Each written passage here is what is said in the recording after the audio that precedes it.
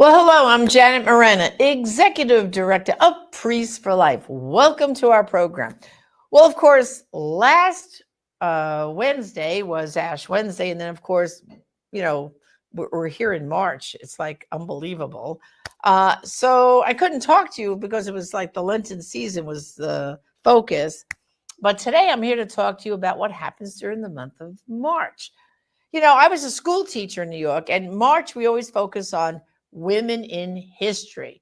So we would talk about women in history, meaning women, like Eleanor Roosevelt, people like that. Okay. But then it occurred to us when I was talking to the head of our youth division, what about pro life women in history? You never hear about that. Maybe we should focus on pro life women in history.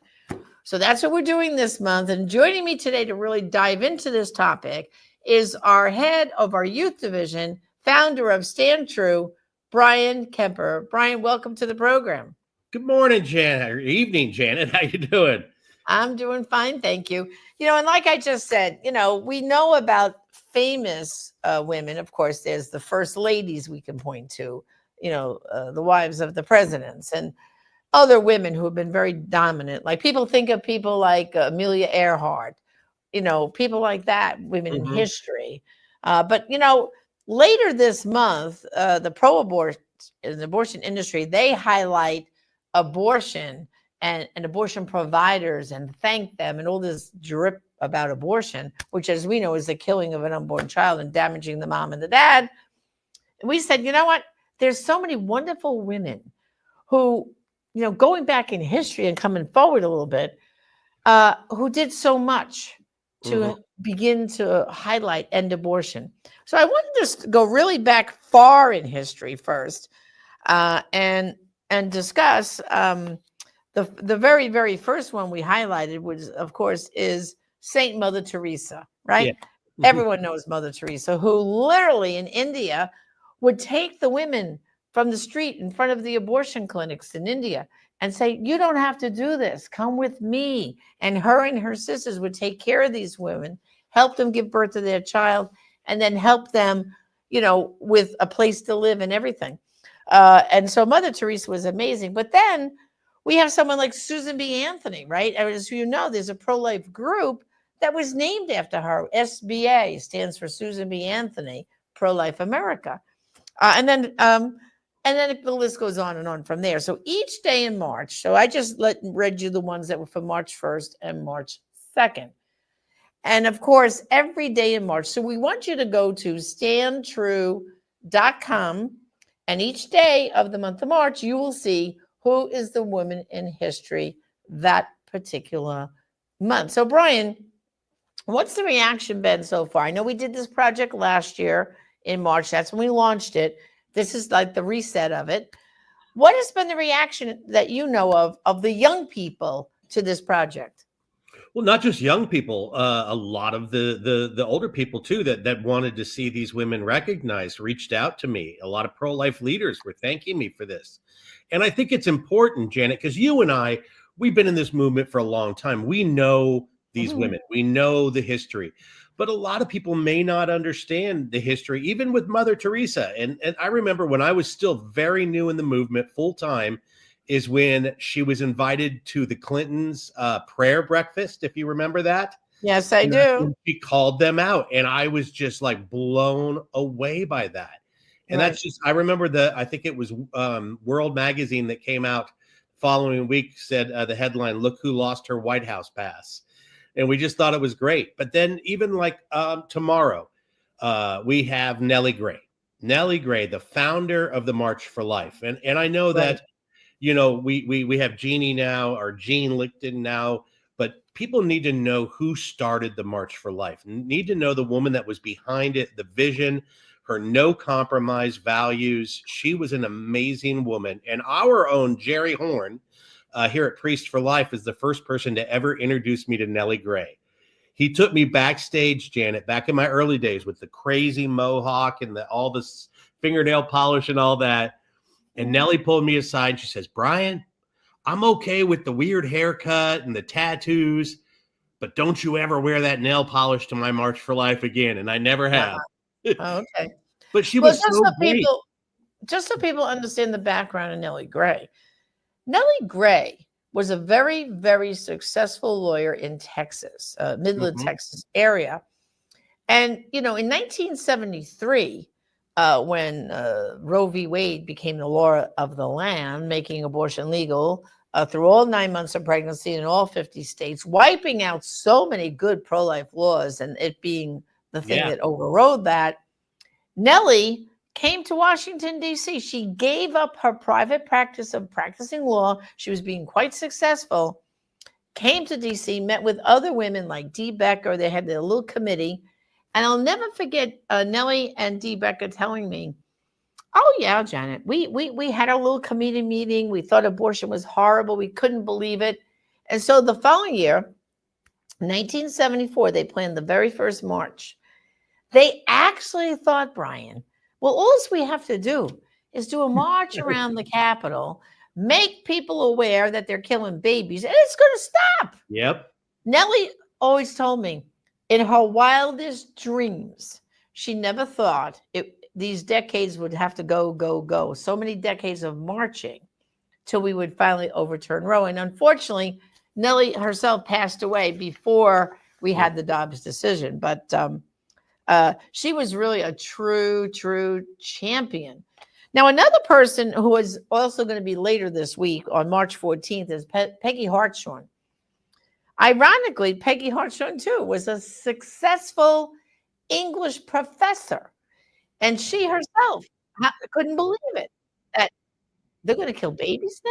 Her and her husband, Mike, they did their first attempts at helping pregnant women, literally bringing them into their home, establishing a maternity home. And eventually, by the time you got to 1993, she became the first president of Heartbeat International, which is the first conglomerate of, pregnancy centers all over the country and all over the world. So, I mean, she's been wonderful, really. She has been quite she's wonderful. Still going strong. Very strong. Yeah, she is. In fact, there's a new president, Jarrell Godsey, and she's now chairman of the board there. I mean, so the women that we've highlighted this month are all champions. So many of them have been at it for 30, 40, 50 plus years. And of course, there's younger women now who are beginning to take their place in the movement. But when we say history, I think we're really talking about women, just so the listeners can understand. It doesn't mean you don't know good pro-life women right now who are heading up organizations. But the focus of these were people who had been dedicating their lives for decades and decades and decades. Yes. That's the difference. Because we got some great women right now. We could fill every day of the year. Of course we could, but we had to start somewhere. Yeah. And the thing with a lot of these women, of course, some of them have passed on, and unless we highlight their accomplishments, it just will go unnoticed, right? So tell us about another one of women that you want to talk about. Probably, Janet, one of my favorites, to be honest, is Judy Brown. Judy Brown is somebody who mentored me in the very beginning, who taught me a lot of stuff. When I in the mid 90s, when a lot of organizations, there was only a few pro-life leaders that were willing to talk to a crazy Mohawk tattooed guy, and that was Judy Brown, Father Frank Pavone, Jeff White, a couple people, but a lot of people were afraid of that look. But Judy brought me in and actually educated me on so much pro-life stuff. And again, she's somebody who gave up. Her and her husband were huge bigwigs with Kmart. Her husband is the one who invented the blue light special at Kmart. Wow. And they were willing to give it up when abortion was made legal and went full-time in this movement. And there are so many stories of women like that. And Judy is still with us, and her day was just last week, and I was just so excited because it was somebody who helped teach me in the very beginning. Janet, you've always tried to help me get the rough around the edges off. You should have seen me before Judy Brown had me. Well, anyhow, just one final one I want to point out. March 23rd, we have Janet Folger Porter. Mm-hmm. Janet Folger was the brainchild who thought of the concept of the heartbeat legislation. And she was the one who worked tirelessly. She got it in Ohio. She worked federally to try to get a heartbeat bill going federally. So it's important to know that it was just one woman who really championed developing that heartbeat bill. So nice to know. So, Bryan, this is a great project. We'll Yeah. continue doing it. And I hope that many of our listeners go to standtrue.com every single day during the month of March just to see. It will take you about 30 seconds. There'll be a picture and, of course, a little description of that pro-life woman in history. So thanks for joining me, Bryan, and God bless. Absolutely. Absolutely. And you're going to kill me for this, but everyone needs to know, Janet, you're on that list too. You told me not to bring it up, but you are, and you do need to be recognized for what you've done in history also. Thank you, Bryan. Okay. Until next time. Well, brothers and sisters, I hope you got your marching orders. Your homework now is to go to that website, standtrue.com, every day. Just take a quick 30-second peek to see who is the pro-life woman in history for that day. Great project. And of course, it's a great way of educating young people that so often the pro-abortion folks blame that men are the only voices they hear about abortion. And, you have no right to talk about abortion. Look at these great women who did something to bring an end to abortion, and many of them are still working at it today. Thanks for joining us. Until next time, Janet Marana, Executive Director of Priests for Life. God bless. Hello, I'm Sam Brownback, and I've worked alongside Father Frank Pavone for many years on the cause of life. He's a true champion, and the Priests for Life have been wonderful champions of this great cause, of the cause of human dignity of every human at every phase of life, from the very first moment of conception until its natural death. The human species, the human person, each and every one are full of dignity, priceless in value, and Priests for Life stand for that. Join their work with them, work alongside them in this battle, this incredible battle, this fantastically important battle for life in the United States. We've got to win this fight. Join them. Hello, I'm Evangelist Alveda King.